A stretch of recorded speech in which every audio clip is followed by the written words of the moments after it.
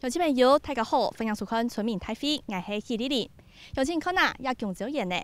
广州是有四重嘅热带高子，还有台湾头摆呢，也个cùng廣州產業嘅光景真好，為台灣創業特別嘅愛費。頭擺有認證青島嘅農民朋友意思從廣州來落實，變到真好呀。還有呢，也個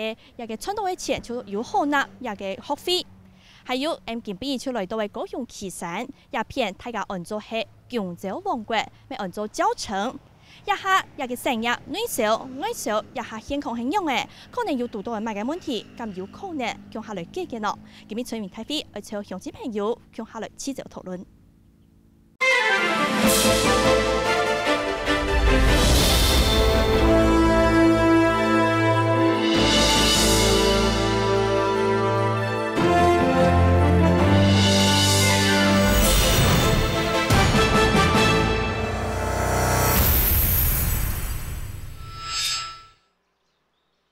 今日套群主叫面頭前呢，向下來起奏，現場嘅鄉親朋友，大家好。一個面少嘅金幣嘅來賓，頭的係一個人嘅好朋友，農糧署南區分署嘅姚志旺，姚分署長好。主持人好，各位觀眾朋友，大家好。稍後來聽嘅係旗山區農會嘅秘書侯湘君，侯秘書。大家好，謝謝。財團方面，廣州研究所嘅林德生林主任。各位交農朋友，大家好。歡迎大家今日向下來到鴉片向下討論咯。第一部分呢，南部嘅農業嘅大家今討論嘅係一件事情，係乜嘅咯？在香港有一個黨有組織嘅一個成年人，黨倡安入到台東嘅土地來種廣州嘅，故所啲三地方引起各界討論。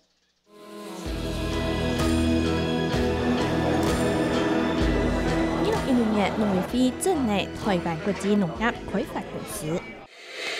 也係農委會 TPS 成立嘅台農發公司，將學紐西蘭奇異果嘅行銷方法。就是台灣的農產品，你譬如說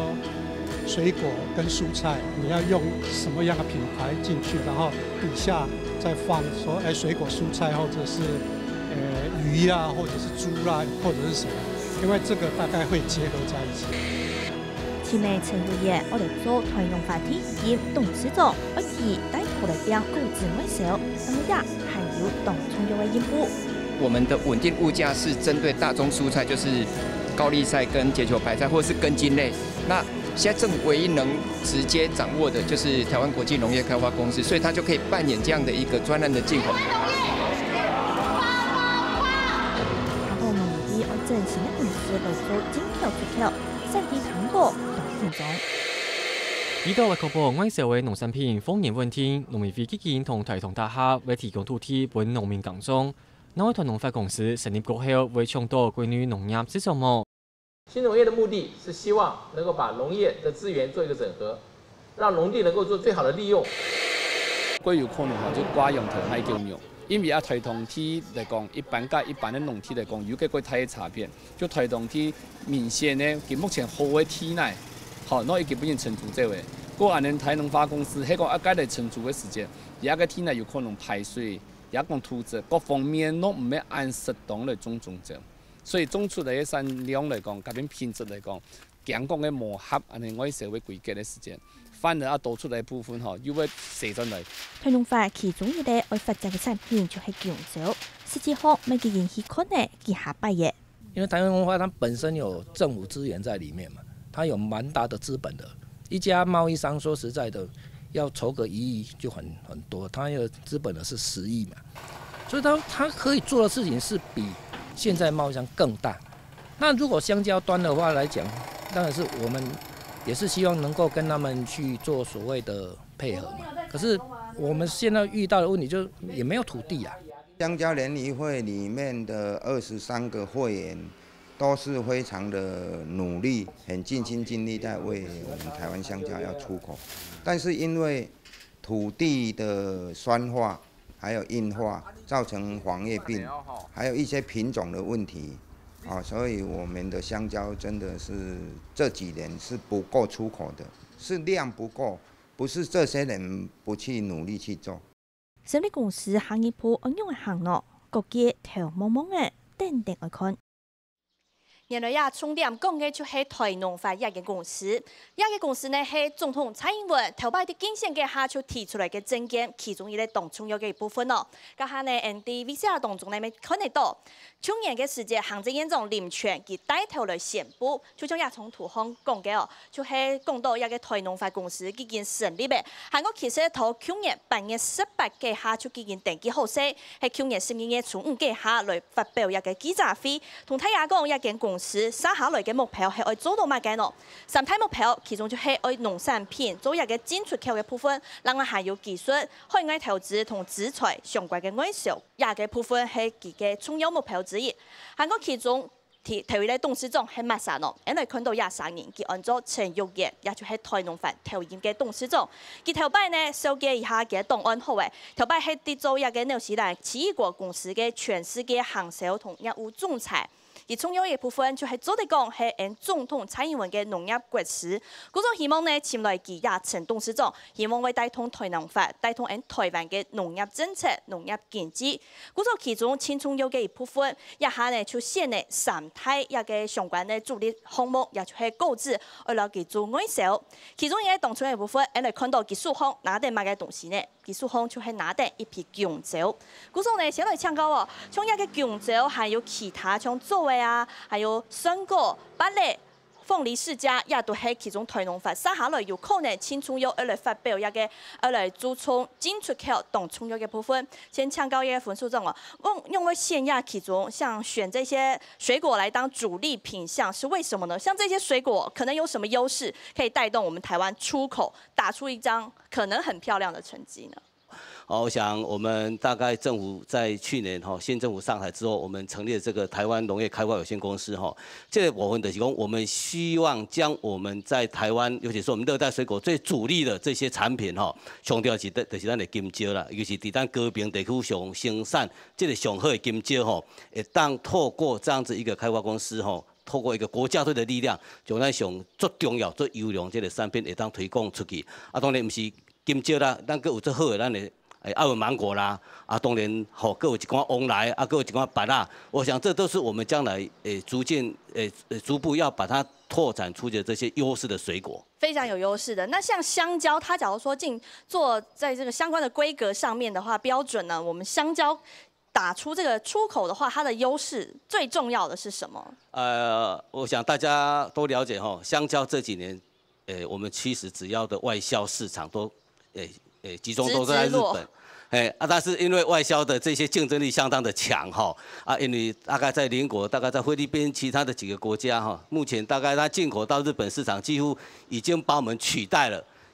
那主要是這個外銷的，我們說我們是香蕉的王國。那這幾年大概我們應該說被打得七零八落被其他國家已經超越了。已經超越了，而且我們現在的外銷量大概不到1/1000左右而已。有，等一下我們下一個階段就會慢慢逐步來討論。所以說但是因為其實在香蕉的我們在日本市場，其實它還有開拓它一個拓展的一個空間那當然我們把香蕉列為我們很重要的一個農產品。那借由這樣子台灣開發公司裡面幫我們來做這個整合跟促銷的工作，我想我們希望能夠恢復在日本我們台灣香蕉的一個榮景，所以可以再拼出台灣外銷的好名聲了。沒有錯。好，喺呢個香蕉呢，按照嚟講喺台灣輕重要嘅一個熱帶購置啊，像喺台灣呢就有唯一嘅，也就係啲研究香蕉嘅單位，也就係香蕉研究所。請教主任，像現在台農發呢，它要針對台灣的香蕉產業來做這個 push， 希望它可以增加出口的部分。台農發公司已經事前先來找我們產地啊，或者說大家已經先來聊過的嘛，我們對它的了解大概到哪裡？現在台農發公司啊，跟我們香蕉研究所接觸啊，他是有來看地啊，但是現在僅限於我看大概是看一些林地啊，就是以前平地造林的地。那我跟他們接觸的了解啊，他大概是希望說用一個比較專業的技術啊，並不是現行的小農的栽培方法。他是想導入一個比較國際化的優良的技術，然後把它做成功以後，希望說一些農民可以仿效。所以主任，您觉得，假如说现在有一间这个新的以这个国家队的这个姿态来到这边，希望可以整合相关的产业，特别是香蕉的话，您觉得它在产地上会不会跟大家成为一个竞争的对手？事实上，刚才姚分署长有提到，就是说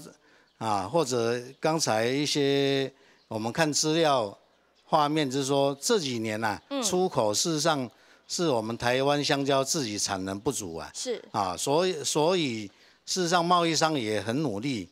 也许还可以再努力，但是就是那个外销量直直落这个是一个事实。那在您看最重要的这个关键点是在哪边呢？我们外销量一直跌下去的原因？我想以台湾来讲，事实上是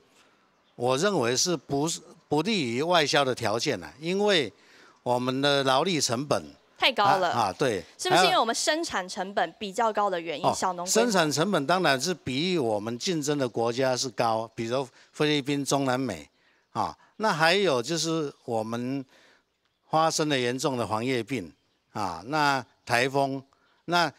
造成就是说你品质不稳定，价格不稳定，所以出口量也不稳定，这个是非常不利于香蕉外销的问题，对不对？好，谢谢主任接下来我们要请教注意像旗山鸦片呢，大家都知道要头摆做香蕉王国，还有旗山大家都说到就是蕉城，来到这边就是要吃香蕉，过去辉煌的成绩也就是在这边达成的。像现在亚还有旗山种香蕉，差不多种激发的呢。我报告一下我们现在目前我们香蕉的总面积大概是2000多公顷。从三下来亚个国家嘅台农会公司去做外销，你知道讲旗山鸦片会有青岛人抢下来支持亚方想法吗？应该会很热衷说，因为我们那个台湾是香蕉王国嘛，然后香蕉的话又以我们旗山为大宗所以我们香蕉的那个气候、土地都很适合种香蕉这样子。OK， 好，你看到台农发公司呢，这一间公司新成立了，或许有人对它很期待，可是呢，也有人会担心说，它接下来可能要种在哪里，土地的问题，还有要种多少，会不会跟民众一起来竞争呢？我们来看到其他人的期待。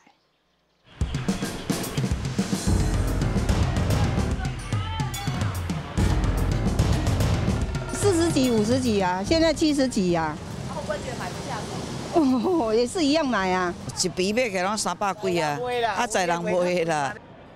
香蕉内销1公斤，桃园家私对2016年前月的19万元，今年起到2017年前月的86万元。年代多斤1公斤110、120，俺都有个。我按贵都是没香蕉，我们自己要吃都很少香蕉，都没香蕉吃要卖剩下的小小的才自己吃伊个即马风来讲卖香蕉，就即马咧挂这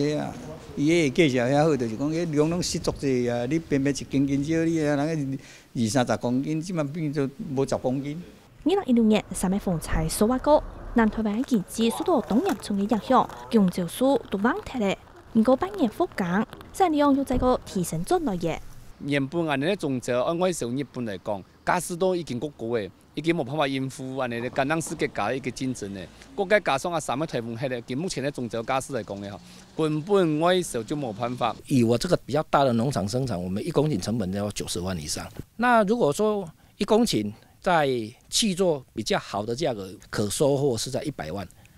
这个100万里面，其实它的毛利你一扣除，那就是剩下10万块。这个定价，假如我们定在35块好了，1公顷定35块，你定下去之后，市场端有现货价每天在波动那农民他怎么会去愿意？我今天外面可以收了36块、37块，我就卖掉，我干嘛卖给35块的契约价？东西按销，台湾卖出唔大嘅，更外销咯。现在菲律宾香蕉还有南美洲的香蕉都差不多10块美金左右一箱，那我们现在这半年来都是1公斤都300元的，所以你这个报起来1箱美金都超过60块。契作的东西，他要去谈的是3个月甚至6个月之后的期货事情。一般的小农户，说实在，他很难去预期到3个月后发生什么事情嘛。所以说，契约的量在打的时候，你打了，他愿不愿意去履约，这个是贸易商很头痛，就是我们农户也不愿意去履约这个事情嘛。你都介绍有好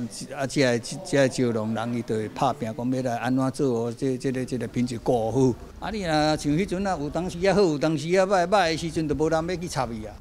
数量、品质、加强管理是做得建议下，用州野战战略选来运用的天咯。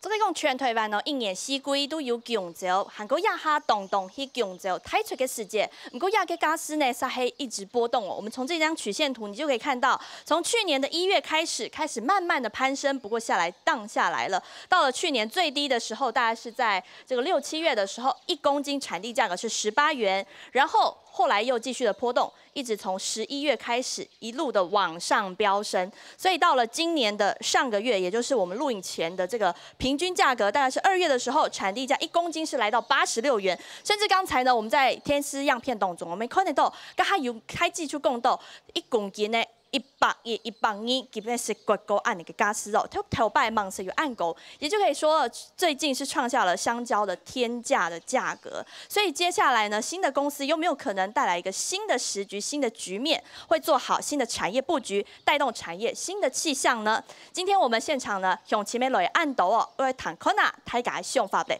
针对一个台农派公司咧，请向前来提供可能，你对佢有乜嘅想象，也係講有乜嘅效率呢？請你來分享。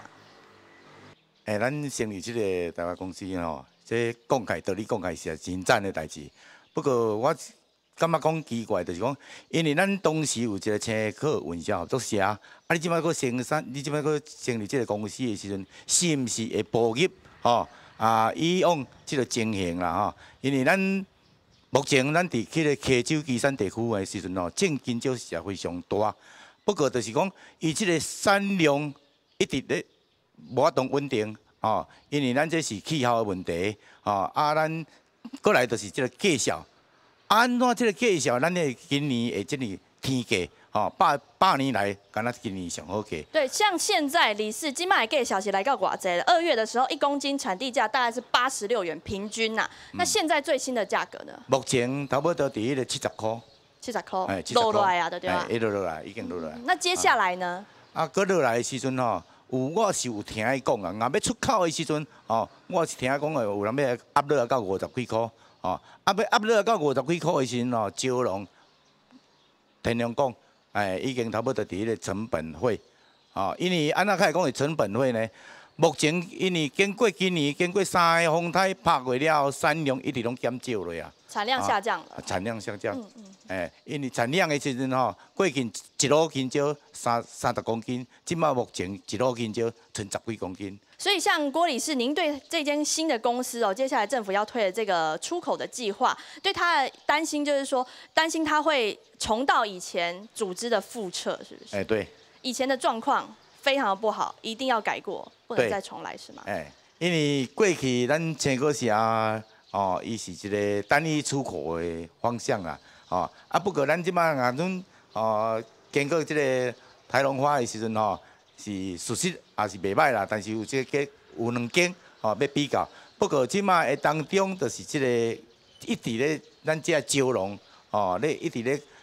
就是咧担心的、担忧的，就是讲价销是毋是垄断？第二，就是咱第二来咱产量无法度稳定安尼尔。好，谢谢郭理事哦。接下来呢，透过一个全台湾总强这个面积，就继续来看到5年来全台湾总强这个面积系天天的来增加的。故说你看到都系去年进行嘅农委会进行嘅统计呢，就看得到全台湾总嘅包含中埔、南埔嘅情形，全台湾系差不多总嘅16000公顷按嚟嘅強州，差唔多青島喺啲那片就喺啲屏東，另外還有南投地區，也就係中台灣嘅強州一定有名嘅，另外還有嘉義，一個部分係中到青島嘅部分，嗰個產量敢唔會有可能出來？亦係講產量南北會見來見到，造成其他嘅問題咯。家下人家嘅農民朋友就講到，一個生產成本呢，1公斤的生產成本大概是相較於其他國家是比較高的。假如我們抓一個平均數值來看好了，1公斤的生產成本我們抓90萬。請教其他的鄉親朋友有實際在種植香蕉的農民朋友，可以來跟我們分享看看嗎？然後接下來我們新的公司成立之後，它的這個價格，還有說它的數量會不會繼續向上攀升？還是說你對這間台農發公司有其他的想法呢？我們歡迎你。但是现在就是我们一个问题，就是说，因为这边有零星的那个酒杯了哈，但是我们的旗山农民非常的认真哦。我们在土地上有所改良，我们甚至用那个有机质哈来改良我的农地。要感谢哈我们那个香蕉研究所，因为他一直在研究一个抗病毒的苗哈。但是问题出在说，我们虽然在提升，可是呢，我们一些销售管道，我们是小农，对不对？那一直局部在那个一些中盘商来给我们收购香蕉，就是说销售管道比较不充足、不周全。对，那我们很认真，我们一直在提升哈，所以我们有一个期许，就希望说有一个比较有公信力的那个单位，提供一个很有健全的外销管道。虽然是小农，可是我们可以集起来，因为我们很认真在做这件事情哈。那有一个期许啦，有个期待啦哈。说我们的把我们的认真哈，我们漂亮的那个东西，我们的农产品能够外销到国外去，是我们一个很大的期许。出去就对了。对。好，谢谢这位大姐哦。说到品质需要提升，所以未来的路好像会更宽广。那其他的呢？我们再欢迎其他嘅中共州嘅好朋友来同大家分享好吗？其實我總係四十人嘅咧。假使像佢人咧，今年有水果，因為風災嘅關係，所以嘢產量冇有嗰個，不過最主要是講做得係我時假使冇風災下，產量會幾多嘛幾多當然咧，台灣少唔起啊，清楚我少啊，少唔起嘅時節，老闆拿出去賣本棍我係，冇啊，見到要變個商模，我假使講係我少。假使比溫天安尼啊，像一個愛做愛燒嘅時節，愛打茄肉咩？打茄肉，清早以前就會聽出來，嗰種嘅假使已經講好誒。如果係講讀到其他氣候的因素啊，還是其他產地有一些其他時候造成價格的波動的時候，係講人國內買嘅假使較好嘅時節，人還會繼續做點茄肉來做。不過以前我是你講啊，唔係繼續下去嘛，假使講係一年咧搞700公斤嚟講嚇，但是唔搞唔攬，按個做得睇人搞眼嚟咧，搞眼咩啊？搞係所做眼你有冇俾佢好多錢咧？我以前個搶要扣多錢，搶過三個搶要扣多錢，因為搞唔攬敗安尼啊。睇下青春是係一個家私嘅問題哦，還有更多頭擺一個必將講。共州產業具有一定嘅組織咧，用一下涵蓋過一個新嘅組織，嚟帶通共州產業嘅外銷呢。還有其他參加過頭擺嘅支圖嘅，像這位大哥哦，大哥他早也是青果社的，是不是？你種香蕉已經非常多年了。針對現在的這新的狀況，請你來跟我們分享一下。要來這個爭取這個市場吼，但是咱唔是結果這社有咧要咧經營咧，哪何必就安尼，對不對？2間公司跑出來了。跑出來，即擺是價錢的問題爾啦。這間公司價錢較絕對伊較有利啊，對不對？將來誒福利嘛較好，目的是安尼啊。所以爭取就是會當賣較好價，這上原則。因為咱即擺香蕉足歹種安怎講呢？有病，我那足個，這古怪我有甲看一區，唔捌種香蕉到這新種，我是對着。因為那土質已經有變了，連帶的影響對連帶的影響，這我那有差。好，謝謝這位先生哦。剛才大家提到哦，品質只要提升起來的話，未來新的方向是不是更加明確了？這邊請林主任來跟我們分享。剛剛有人說到這個黃葉病其實是種香蕉非常大家都會面對的一個問題，可是好像可以有人是獲得了改善的狀況。這個部分請主任給我們回應一下。事實上哈，黃葉病它是土壤性的問題。它是一種真菌性的病害。那剛才有農民他很用心吶，他是用的有機質肥料，那保護是有多重的保護，但是事實上它只是應該就是減少它發生的幾率而已。對。對。那主任請教一下，像台灣會一直遇到這個黃葉病的問題，是造成我們跟競爭力比不起其他國家的原因之一嗎？事實上，剛才我稍微有提到啊，黃葉病現在台灣是嚴重，但是事實上跟我們它是疫區是不是？我們算是疫區啦，但是事實上跟我們競爭的國家菲律賓也開始得黃葉病了。以前沒有嗎？菲律賓的時候？以前是沒有，我們先得到的。但是現在菲律宾也开始得到，所以他们在蔓延也很快。事实上，目前也没有更好的办法。现在可能就是我们香蕉研究所一直在研发比较耐病的品种，也不敢说100%，但是对那个一些那个是有防治的成效。如果用我们比较耐病的苗，是可以达到那个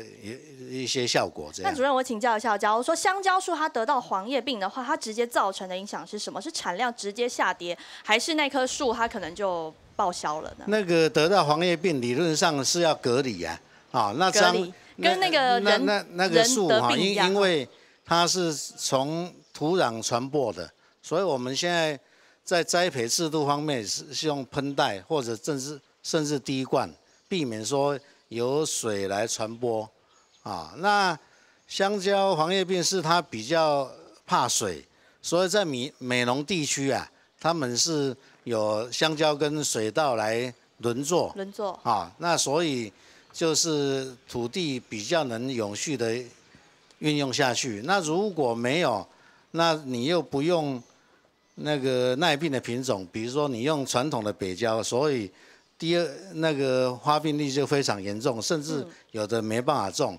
刚刚提到了土地的问题，还有呢，假如说现在这间新的公司它要新种香蕉的话，要新再去找一块土地，土地怎么利用呢？分署长。我想我们大家对这个台湾这个农产开发公司很有兴趣我想很主席就是讲，那像讲主任讲的，伊要去找新的土地，其实有它的相当的困难度，因为所以现在目前的土地已经都饱和了。目前大概台糖公司能够释出的土地，大概都已经被很多的产业已经瓜分掉了我想要新开发土地有它确实的困难度那我想台糖公司目前它应该着手的是说很有远咱的市场上能够做一个整合的力量那我所谓的整合就是说，我们不会破坏原来我们这些几家目前在市面上已经在做的这些贸易公司，它流通市场的这些的通路上，那我们需要更开拓我们的市场的用很主雄有在做的，我们就是让它再继续发挥。那我们在开拓，透过陈董事长在日本这些经验跟他的人脉，能够把市场更开拓出来。当然大家会说，那你的后援哪里来？因为你目前对，因为他现在分署长，假如说我们现在以这个农委会新的这个相关统计来看，105年全台湾种了16000公顷，那他现在要新种上去，还是在这个既有的状况里面去做整合跟配货呢？对，因为他目前的话，他刚成立，他也没有他的货源，他能够稳定给他，还没谈好就对了。所以现主席伊必须要跟目前咱所有的这个有咧做贸易的专业咱的香蕉农、香蕉企业农来做合作策略联盟对不对？策略联盟。就是说，我们也在几个这些在产地里面，包括在屏东，大概在跟高雄，这个主要咧供应这个金蕉到日本的市场，这个企业农有介来做一下协商跟讨论，就是说，目前我们在你既有通路市场上，你继续去努力去奋斗。那有一些量的话，那我们可以来跟台农花公司这边来先合作当然我们也可以一起到。因为金蕉这个量的问题，可能会在5月份时候会有一个量产的问题那如果我们事先能够做一个整合的力量，能够在既有目前我们意料到的，到时候就不会掉下来。我们不敢保证说价格一定会回到像目前的这个价格，但至少我们有一个稳定的供货，那我们都找了一个市场通路来卖的话，我想对这个交价的稳定确实有它一定的帮助，比较不会发生过去那个滞销的大状况。对，当然它所肩负的就是一个政府的一个力量在做那所以说它必须要能够在稳定这个产量跟让农民能够实质获益的，是它最大的政府给它的一个任务啦。OK， 好，谢谢分署长我们来看到过去我们台湾香蕉外销的成果是非常的好。你看到现在呢，这几年来近5年好了，我们把资料缩小一点，以前这么好可能已经过去了，我们放眼未来好了，就来整理一下近5年香蕉外销的成绩呢是直直落下来。你看到过去可能非常辉煌的时候非常多公吨，可是现在101年从不到1万吨，然后后来继续跌下来，去年甚至是1000多公吨而已。这中间遇到了什么原因呢？等一下也跟现场的来宾继续来请教。还有在这么多的外销里面呢，我们卖给谁最多啊？就是卖给日本最多了，然后还有这个中国，这是其他的状况。可是近年来呢，你就看到了去年卖给这个日本的状况剩下1500多公吨了。接下来呢，该怎么办？台湾香蕉还有没有机会呢？我们来看看相关的说法。台湾のバナナは今まで食べたバナナでもう今までのバナナと違う味が甘いいい匂いがする。让他们知道说，去了解说台湾的香蕉它品质是非常好的，然后让他们愿意去买品质好的香蕉。我们不管进口或出口，那能力的系统到现在为止都还没有齐备。如果跑去日本看日本的香蕉是不是卖得比我们好？为什么？因为他们菲律宾的在他们的能力系统弄完了以后，看起来都比我们台湾的好。我们希望的这一家公司就是一个就是把农产品的出口做好，就是把农产品卖出去。第二个目标就是要做整个技术跟投资的部分。第三个就是所谓的资产的输出。过去我们台湾呢是卖香蕉卖到日本最多，接下来可能新的布局有没有新的游戏规则呢？我们来看到这个2016日本进口香蕉的数据来看好了，一年这个日本香蕉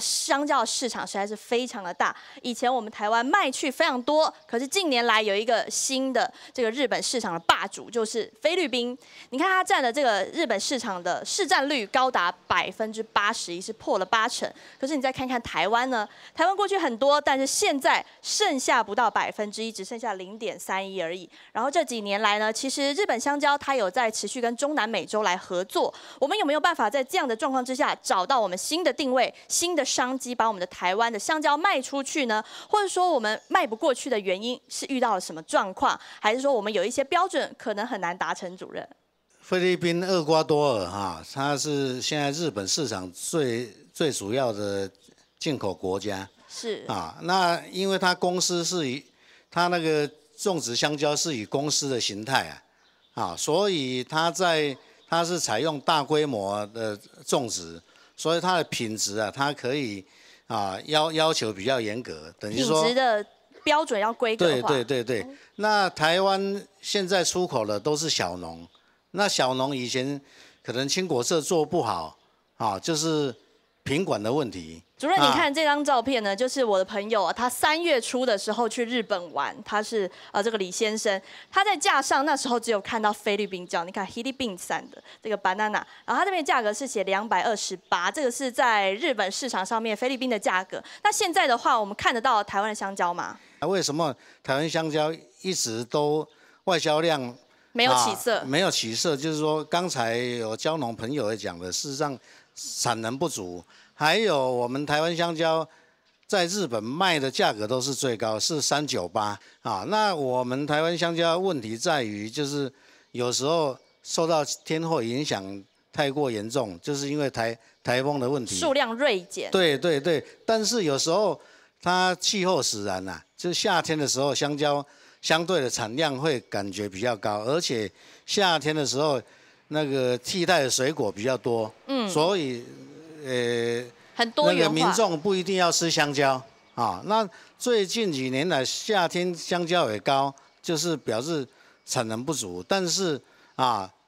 农民最希望啊，就是说，当然刚才一些农民朋友讲的，他们担心的是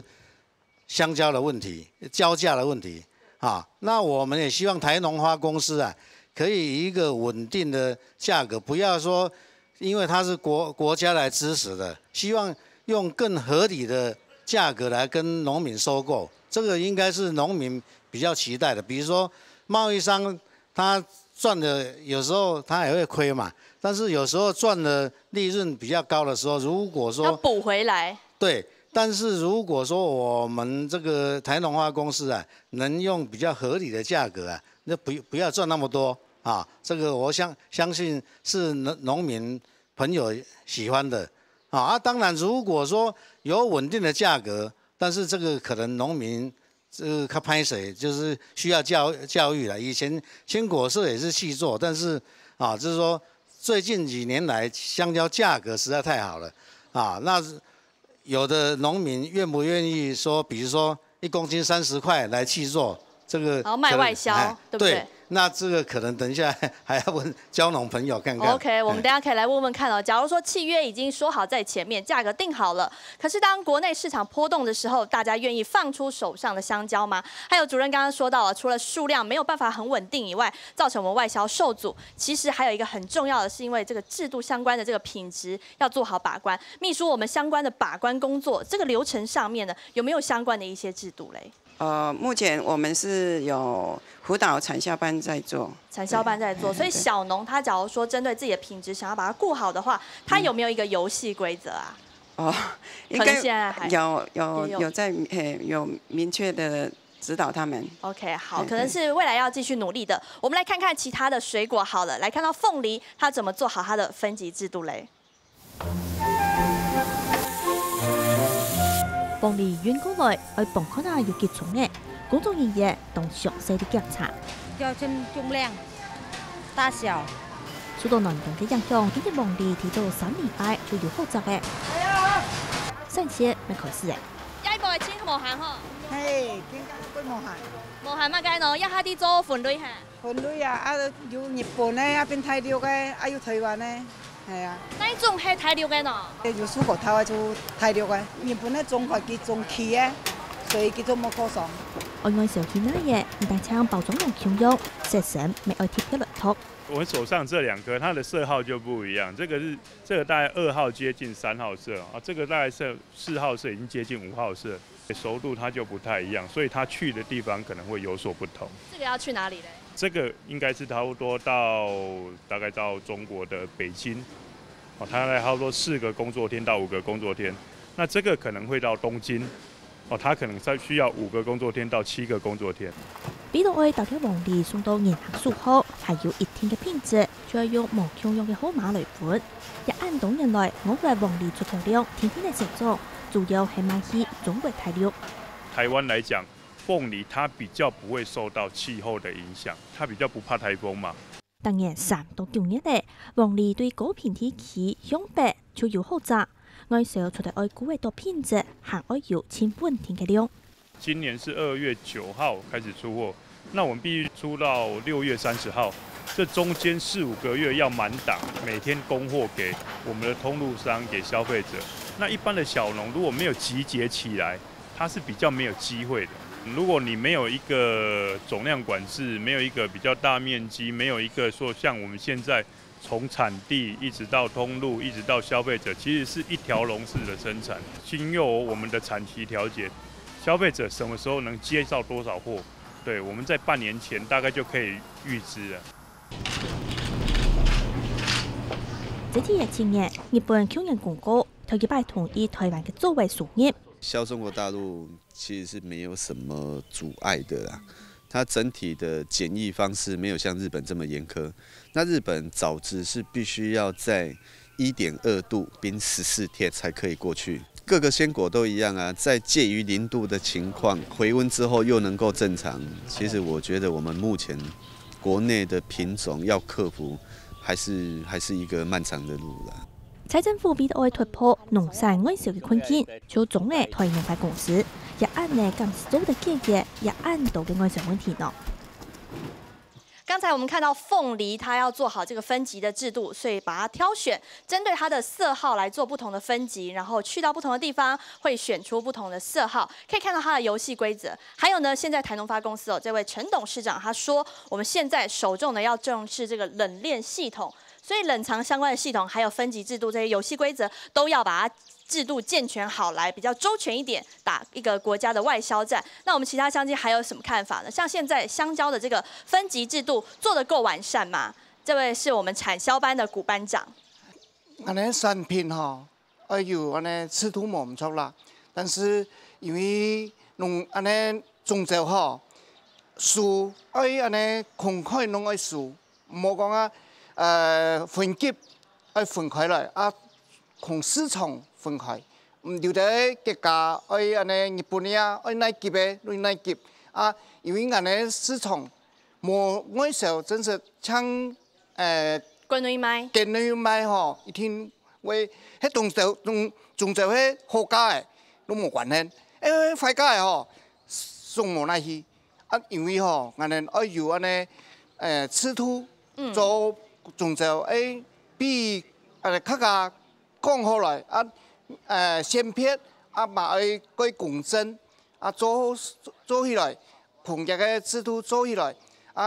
也一定对较加农民拢有好处的。不过也个甲他讲到像秘书讲到，还有讲阮其他农民朋友讲到，开做已经讲好势，头摆就讲好个家私的。不过迄讲关于个好价的时间，大家强调又想要买较多钱，存较多啊。迄讲开做，你知道讲亚投资突投散梯，敢有可能他得多呢？但是因为这个都天灾的关系啦，迄有天灾的吼，东西一定会过少。过少一下，哇，就会起价，会起价的。因为你拢凭讲好势，但是变啦吼，以前从我爸爸种就一下，有开作都差不多买6 BC 啦。6 BC。无讲全部搞安尼外售，变啦又讲翻下来，又会应付翻的变啦。哦，了解，多谢班总抢错。甲班总讲到咧，有一个支突哦，迄个只有行在体育的，除了有自家有分批讲好势的，就爱交本其他人，唔好讲好价的，就夹夹落去买破坏嘅游戏规则，还有其他的农民朋友们，从一个气作的部分哦，刚才大家有说到要打团体战，这位其他的大哥，你觉得现在打团体战产地方面的话，可以做到吗？那如果团体战的话，我是赞成啦，但是政府的政策。往往到底下的执行，这都是每次都是走中了，招惊起啦！我讲台语。好，那个香蕉1公斤是在哪一个价位上是属于合理？那如果台农花它是要来市场跟我们现在的竞争的话，那我认为这样是不妥啊。OK。那如果它要来市场做一个balance的话，那这样我是赞成。但是你要balance，你要平衡这个市场。第一，成本大概要多少？我不知道在这各位有没有去把它精算过？香蕉大概1公斤是多少？是属于我们的成本。如果没有一个一定的标准的话，那我们的生活没有办法过啊。好，谢谢。还有其他的最后我们也请其他参与的朋友一起来发言。台湾其实是小农立国，我们其实是中小企业，可是我们一直在创造郭台铭或是创造王永庆。我觉得这件事情一直是台湾在整个社会上面对到的冲击。就我们其实是海岛型国家，可是我们一直在创造就是大陆型国家的这种经济体系，所以跟现实状况您觉得比较不符就对了。对，我觉得对于小农或是对于其他的居民来讲，其实我们更需要的是单点突破啦。那我觉得那个目前像刚刚有几位社区的长辈谈到，其实如果没有单接进来的时候，其实也很难谈到底要怎么销。那这个游戏规则，其实坦白讲，我不懂台农发，我也不懂啊。目前也许就是新政府有它的不同的政策。那您跟我们说说您的单点突破，你的建议、你的看法是什么？我觉得目前因为现在这样子的讨论，其实比较像是，我觉得带回去给政府，就是回到就是说政府听到民意，然后符合民意，可是并不代表它可以成就有效果。那我觉得这个是比较担忧的。那单点突破的意思，我觉得就是其实是整个机制的完善，然后让单点去突破。其实我们西周地区已经有这个比较是就是像是外销日本有这样一个单点突破，现在它1年外销已经数量也在增加。而且你说这个个体户吗？对，所以我觉得其实是有可能有不同单点突破的迹象，但是其实目前真的政策上的确是让我们非常的担忧，就是现在还是属于就是民意，然后拉到里面去变成符合民意，但其实不见得有效，不见得适合这个甚至我们到现在都摸不清楚到底政府你想做的是什么，你的专业的判断在哪里？那你对于台湾目前的调查，你到底了解了多少？情报收集的资讯对，甚至敌国的情报我们根本无从得知，甚至我们对于都乐我们还是非常的友善嘛。那这个也是我觉得，但我们不是说要对他敌对，而是说这个东西其实是有很清楚的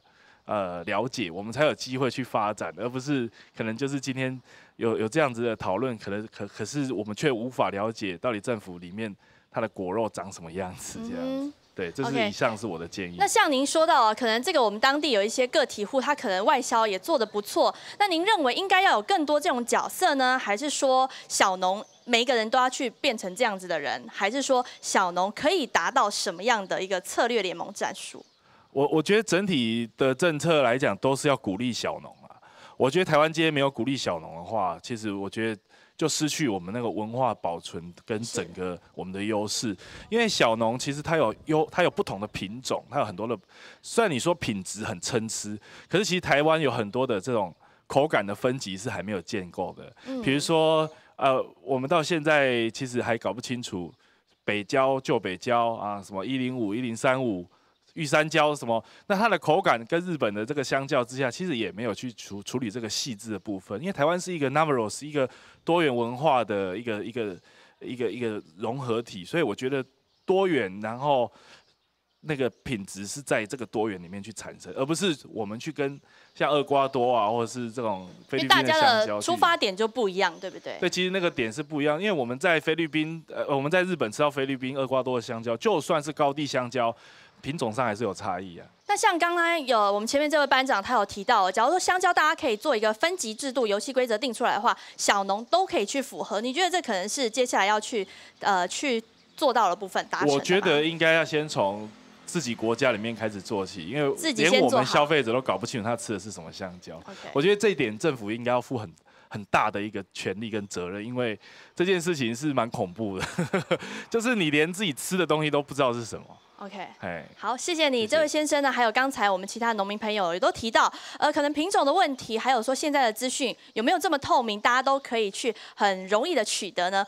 最后还有其他的农民朋友要来补充一下意见吗？刚才农民讲到很多关于一些疑虑的问题，我们听到台农发公司，基本上我们会想到说，政府是想成立一个贸易公司，但这个贸易公司的话，我们是农民的疑虑是，它是要服务农民，还是要与民争利？或者是要共利，基本上的话，如果纯粹服务农民的话，他应该不会去找地。但是我们会想到说，基本上你看国外签约，我们刚才有讲到嘛，咱的市场就是安尼，价钱若好的时阵，你收不回，然后高人，收不回高人，违约金怎么办？所以的话，他为了保持他一定的出货量，所以他必须找一块地来找他自己的生意，对不对？对，来维持他最基本的出货量嘛，对不对？但是这样子来讲的话，有可能会发生一个问题。我们如果说在座的农民在7、8年前，那个时阵10几年前，那个时阵贸易刚开始自由化的时候，曾经有蕉农，曾经有盘商啦，讲白了盘商，他们整合起来去组一块100几甲的地来种香蕉，美其名说要外销，就做他们自己的游戏就对了。对，但是呢，结果呢，因为国外的订单出了问题，结果货没有出去，倒回国内来，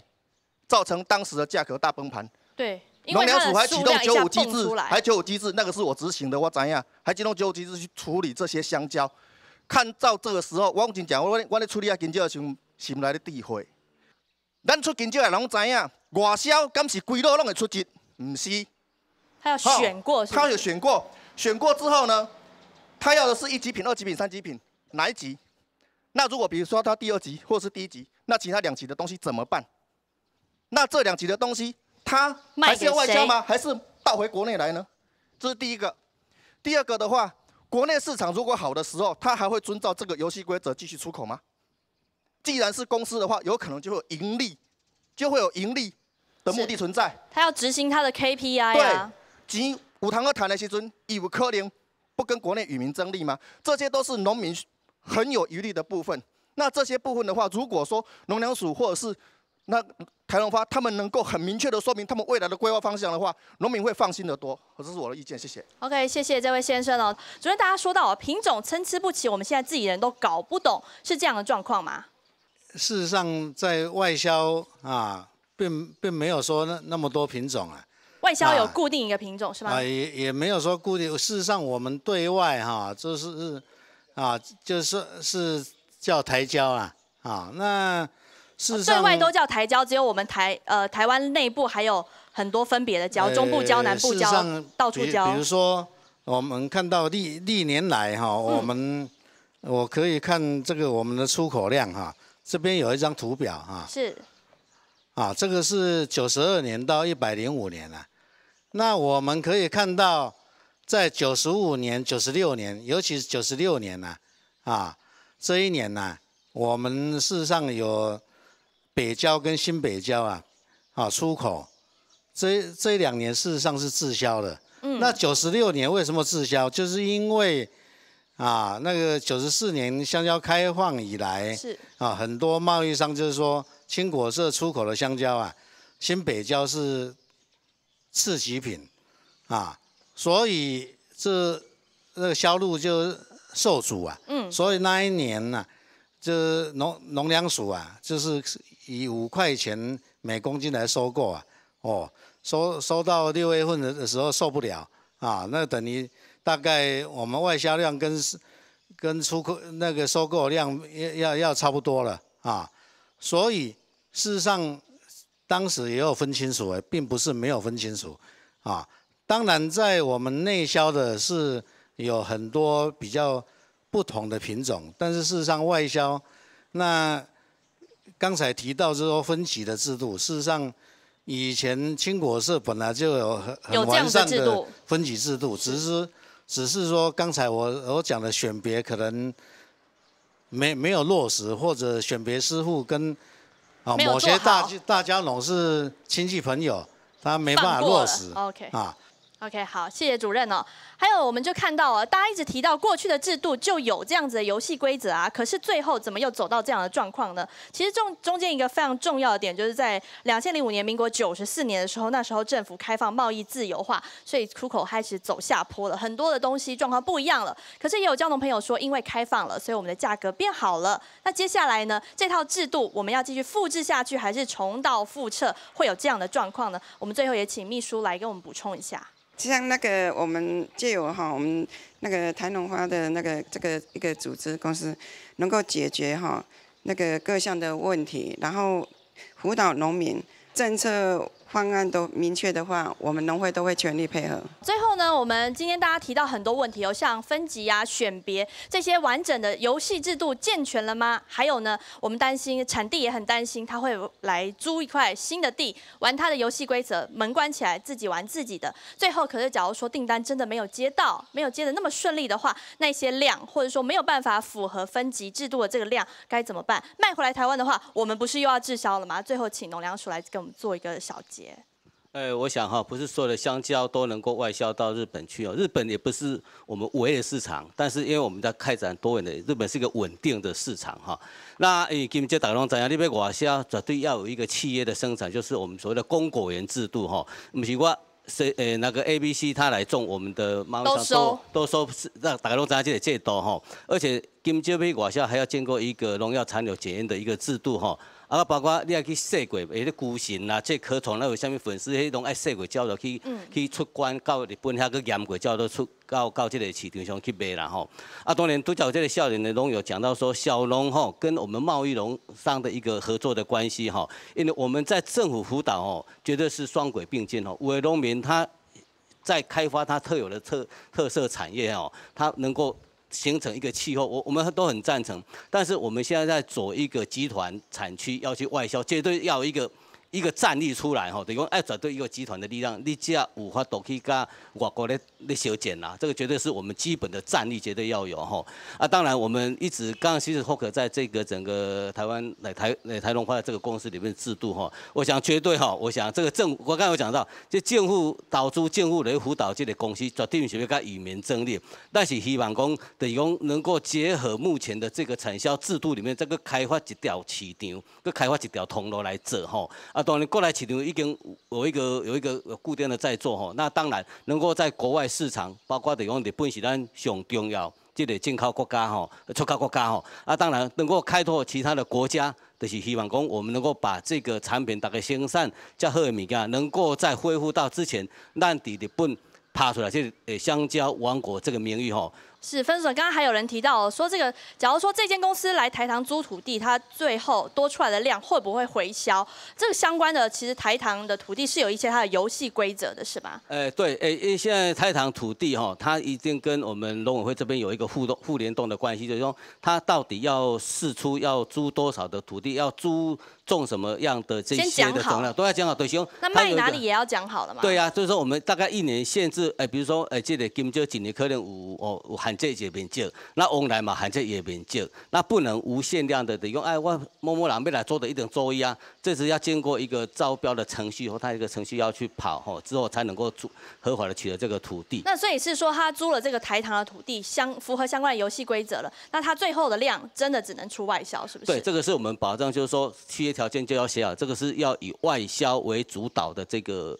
种植的为主导，有没有绕高起啊？当然我们这个限制后面的限制条件可能要加设它一些限制的条款。对 OK， 好，谢谢分署长哦。没感谢今日按到详情，其中的鸦片呢讨论的案究，应该政府呢还有讲一个新的政策要推空出来时，咁有些先来做好是不是没评估，还有看到一下国际国内的起司同那耶，黑某亲民就变做一个执行政策的口号而已，不是吗？黑讲一个女小之徒哦，冇做好运用的行到国际方同其他人共下来变咯。今日共下呢讨论的案度，要请观众朋友共下来问看呐，应该强调王国咁有可能侵做案的后面上，全民台飞出到鸦片，感谢大家的收看，再会。